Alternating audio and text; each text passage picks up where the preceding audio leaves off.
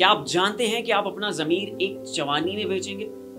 जी हाँ, आपने दुरुस्त सुना। जी, आपका जमीर इतने में ही बिकेगा अगर आपने अपना वोट 5,000 रुपयों के एवज बेचा। आइए मैं आपको हिसाब समझाता हूँ। 5 साल में 1825 दिन होते हैं, तो अगर कोई पार्टी आपका वोट 5,000 रुपयों में खरीदना चाहे तो समझिएगा कि वो आपका जमीर रोजाना 0.36 पैसे में खरीद रहे। और अगर आप कीमे वाले नान या बिरयानी की एवज बिके तो फिर तो जनाब आपके वकार को 21 तोपों की सलामी। तो क्या अब आप चवानी के एवज बिकेंगे? तो ये फैसला आपका है। अपने आने वाली नस्लों की फिक्र करनी है, उनको एक अच्छा मुस्तकबिल और अच्छा हुक्मरान देना है, या फिर आपने हराम तरीके से एक चवानी कमानी है।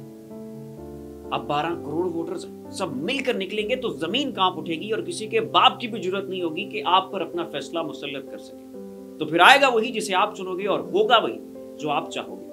अब आपकी चॉइस है, चवानी के एवज बिकना है या अपनी आने वाली नस्लों को एक बेहतरीन हुक्मरान और अच्छा मुस्तकबिल देना है।